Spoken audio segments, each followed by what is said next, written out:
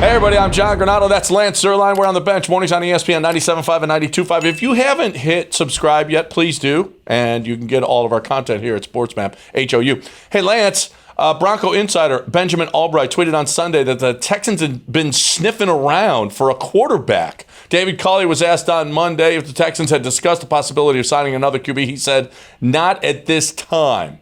Now, okay, considering Tyrod and his injury history, if he has a setback, if he can't be back soon, how long do you think they stick with Davis Mills?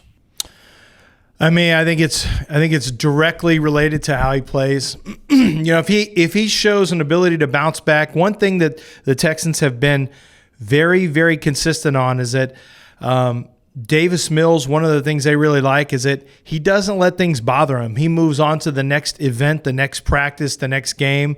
And this will be a really interesting test against the Patriots because if he does that and shows that that's who he is personality-wise, that he doesn't let things bother him, I think they could ride the whole season with him. I really do. If he shows someone who is not growing as a player and who is struggling and maybe losing confidence, I think they'll have to think about Driscoll or just wait it out until Tyrod gets back because I don't think Tyrod's going to be back in the short term. But I don't know. Why would you go pick up a quarterback unless it's off of the street? Why would you even trade for a quarterback? What do you want Jeff Driscoll? Yeah. I mean, if Davis Mills can't handle this and he plays like he did against the Bills, you can't do that to the rest of the team. You just can't. I mean, he's a third rounder. He doesn't have the resume. He doesn't have the starts. He shouldn't be doing this right now. Maybe in week 10 when we were supposed to, this would have been nice for him to be in week 10. You can't do this. You're going to lose that locker room. If you keep throwing him out there and he plays like this, you lose everybody. Well, if he plays like this, but that was in the rain against a really good defense and a really good team. That was a worst case scenario. And if he keeps playing poorly, absolutely. But I'm not trading any draft picks for any quarterbacks. I'm just not. If you don't win another game the rest of the year, oh well, good draft pick. But I mean, Jeff Driscoll has NFL starts. Start Jeff Driscoll.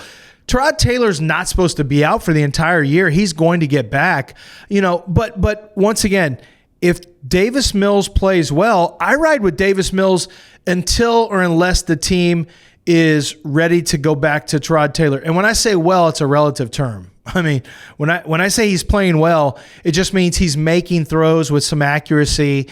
He's reading the defenses okay. It's relative to being a rookie. That's what I mean. Well, it's amazing. The thing that we talk about with Davis Mills is that he forgets very quickly all of his mistakes and that he's tough, which means he's getting beat up and he's making a lot of mistakes. And the thing we never say is, well, he's correcting those mistakes, or man, that guy he's really playing well, or this can go on. Listen, I think in a couple 3 games you're going to find out if Davis Mills can get this done, right? I think that's a fair enough 5 games or so. And if Taylor is back by then so be it. Good. Yeah. Then put him back in there and know that you still have to get a quarterback. You still do. I'm a little surprised that the O-line isn't better. You got high draft picks. You've got a couple of veterans that are allegedly pretty darn good. They're not opening holes for the running game, and they're not protecting him. So this offensive line that was supposed to be one of the strong points of this team is really disappointing right now. It's been inconsistent to say the least. I think the running game is going to be an issue. The guys that you have in there are better pass blockers and run blockers, and that goes from Tunsil to Howard to Sharping. I think the best run blocker they have, maybe it's Cannon, maybe it's Britt, but they need they're better in pass protection. And some of pass protection is not all offensive line. It's tight end, it's running back, it's quarterback, understanding when to read hot and get rid of the ball.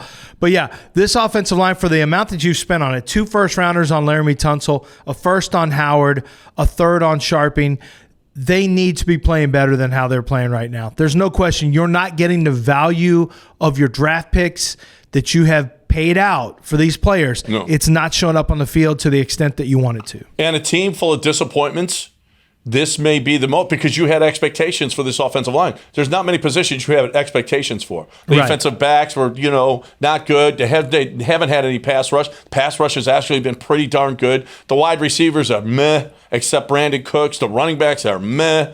This offensive line was supposed to be pretty good. This may be the most disappointing part of this entire team. That's extremely disappointing anyway.